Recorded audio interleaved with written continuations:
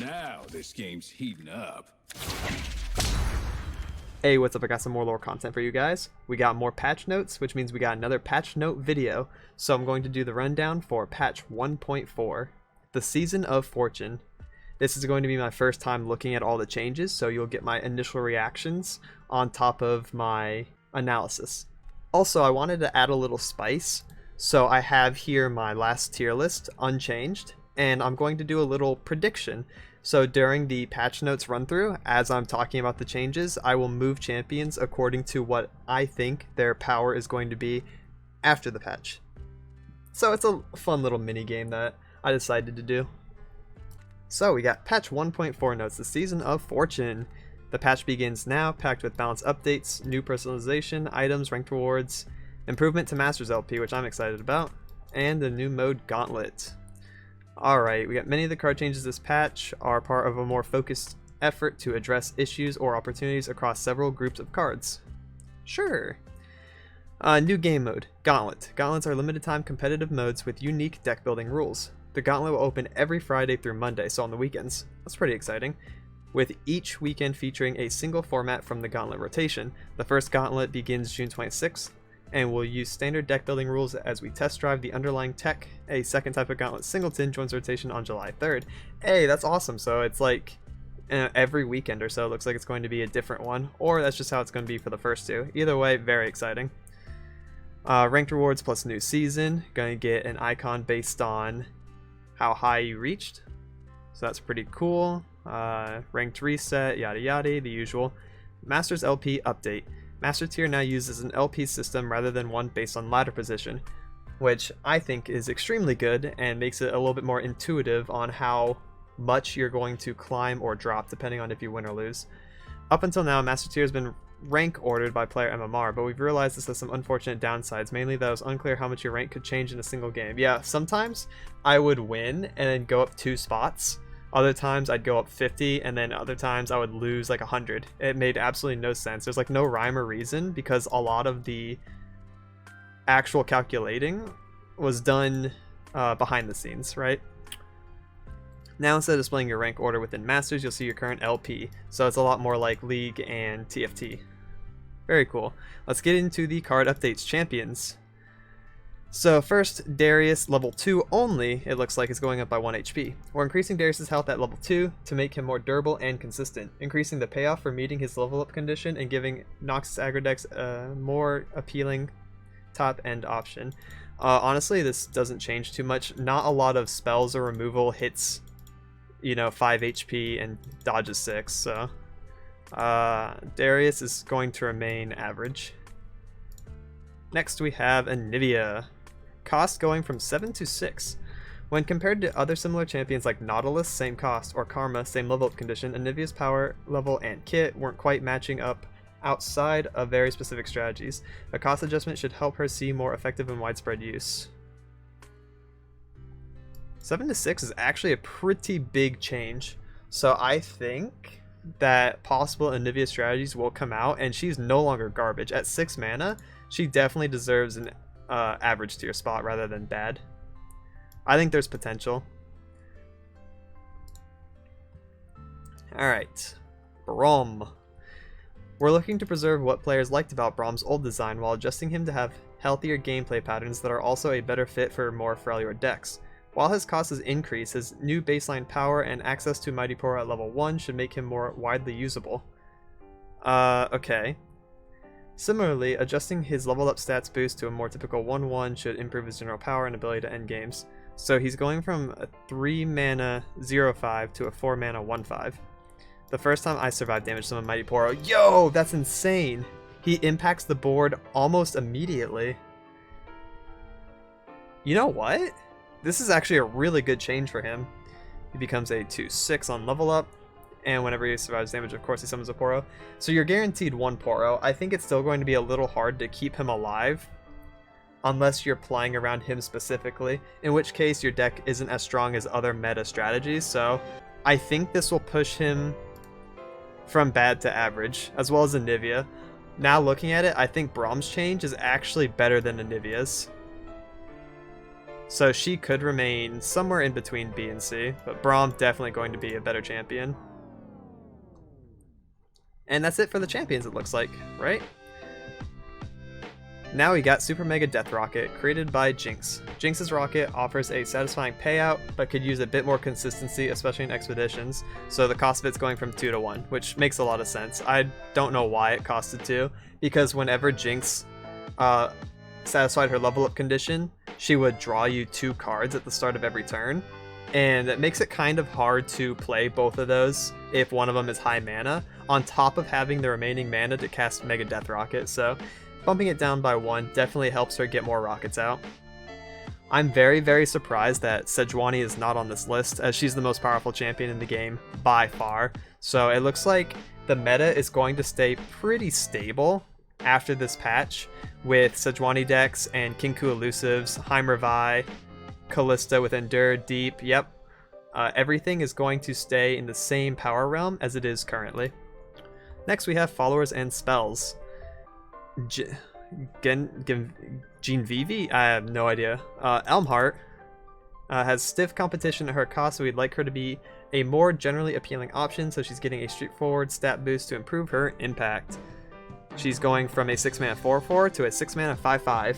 It's a really good change for her. I think this puts her in line with the other scout that's an elk for 1 less mana, but she has Challenger and gives everyone buffs. It seems like a fair change, and she could be another good game ender for scouts, because this is a huge swing. Unyielding Spirit, from burst to fast, let's go. This is the exact change that I was thinking they should do for this.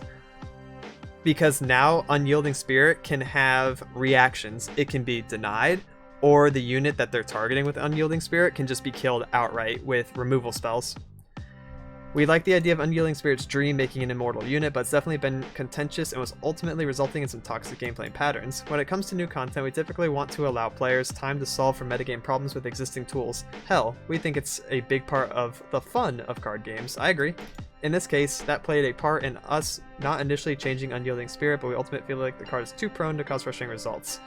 I completely agree. I love this change. I've been about this for like a couple weeks now.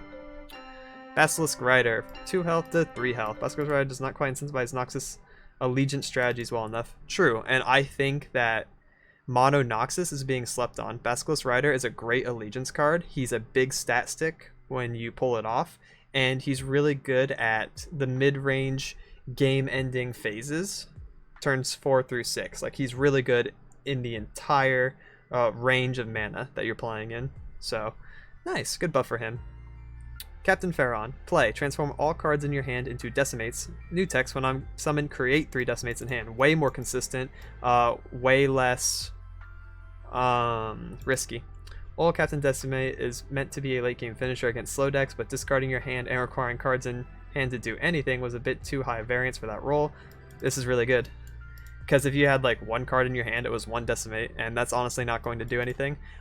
This also makes Captain Pharaon really good in expeditions, so good for him. Aurora Borealis.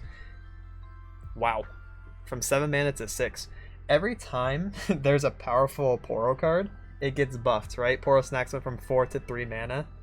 And it got Aurora Borealis, and now it's going from 7 to 6 mana. That's crazy. Aurora Borealis had too steep of a cost, no immediate impacts, so moving it down. Good card. I don't think Poro decks are meta. They are very fun, though.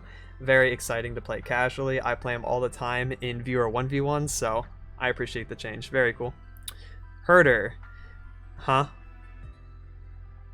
2 mana, 2/3, rather than a 4/3/4. When I'm summoned, draw 2 Poros if you have a Poro ally, to now, when I'm summoned, draw a Poro if you have a Poro ally. Accompanying our changes to Braum, we're adjusting Poro Herder to provide Poro decks a more appealing on-curve option. Okay, so instead of drawing 2, now you only draw 1, which means he replaces himself in hand. He used to give you a +1. Overall, like, equal stat line in terms of power. I think as an isolated card, this is a nerf. but in the context and the greater scope of Poro decks, they did need something nice to play on 2. So you can play Poro on 1, Herder on 2, and then maybe another Herder on 3, or whatever else you're teching into the deck. She Who Wanders. Added keyword regeneration. One of the OG bombs in lore back during beta, She Who Wanders has seen better days. We think she could use a boost when it comes to being huge game-shaking bomb for niche decks, or adding regeneration to help her close out games. I don't think it's going to change too much, but it's a nice keyword to have. She Who Wanders did used to be very popular, as it's saying, so I wouldn't be surprised if it comes back, just in terms of like, hey, maybe we should give it another test run, right? So expect to see a little spike in She Who Wanders play rate. They Who Endure costs from 6 to 7. They Who Endure provides a massive payoff for decks that can kill many of their own units, but is little too efficient and flexible. With this change, we want to preserve that payoff while allowing more time for opposing plans to develop. Okay, so you can still do They Who Endure and Atrocity on the same turn. They didn't take that away. It takes up like all your mana though, pretty much. But it is a bit slower.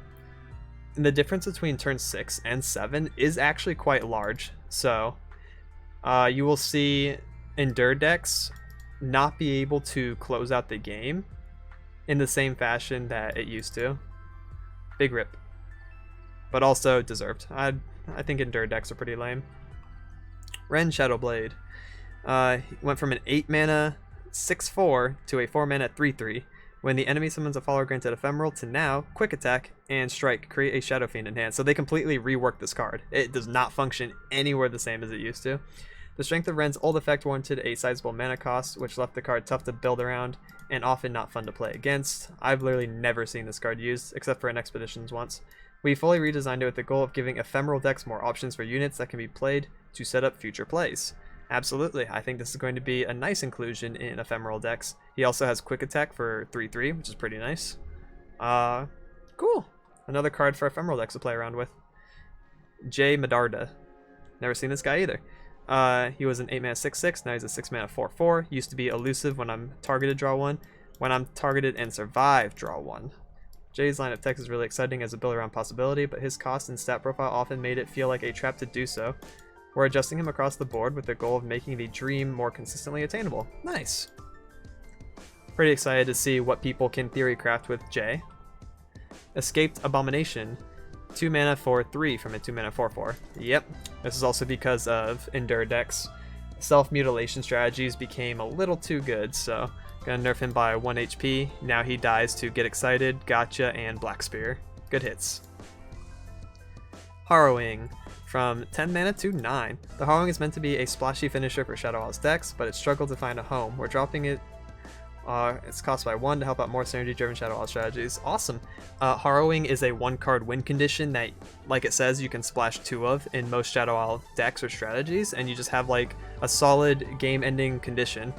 Also, you have to remember that the strongest allies that die will also trigger on summon effects, like Rekindler will be ephemeral, but on summon from Harrowing, it will also summon the strongest champion that died for you, so there's a lot of synergistic things that you can do with Harrowing, and doing it 1 turn earlier is very, very good.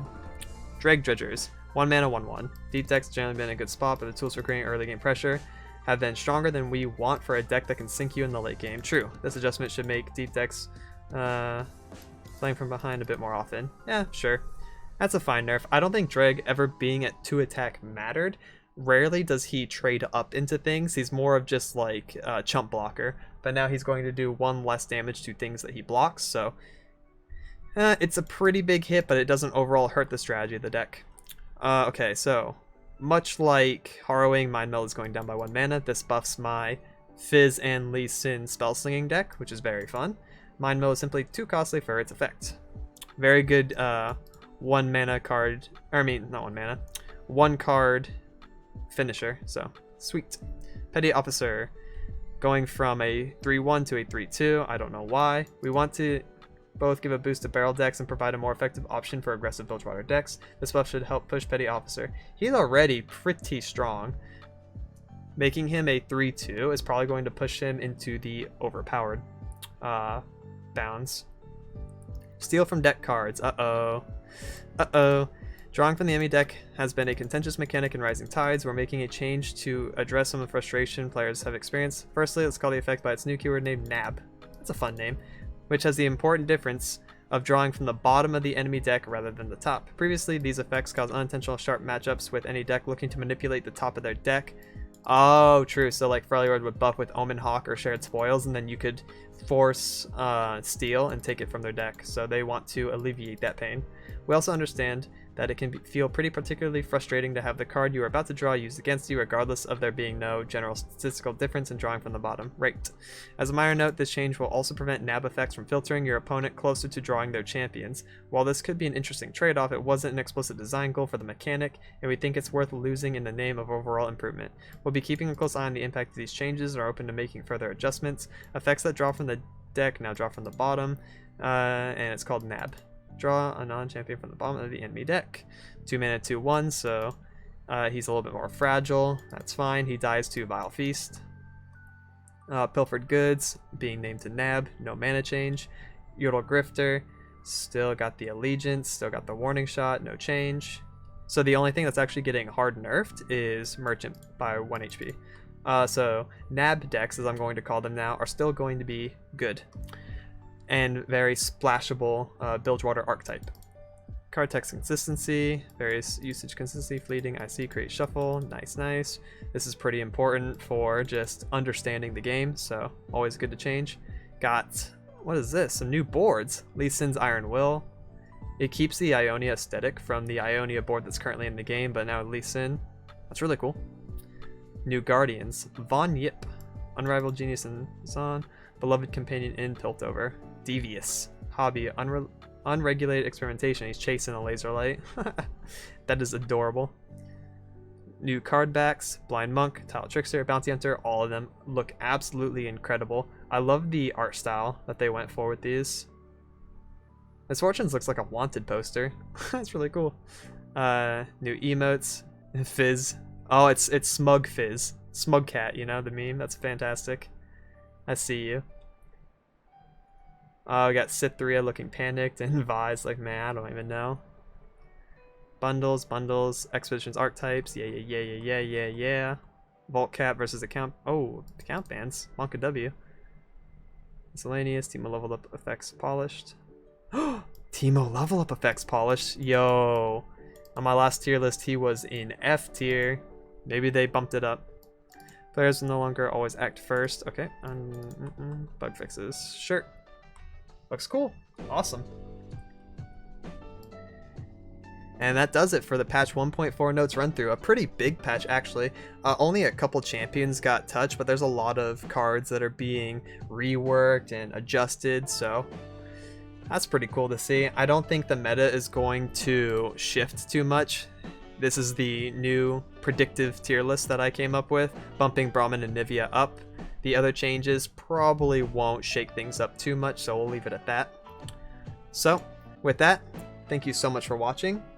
Please like and subscribe if you thought this video was informative or entertaining. It really helps me out since I'm still trying to grow. I'll have more deck profiles, guides, and tip videos for you all in the near future. So thank you again so much for watching and have a good one. Laters!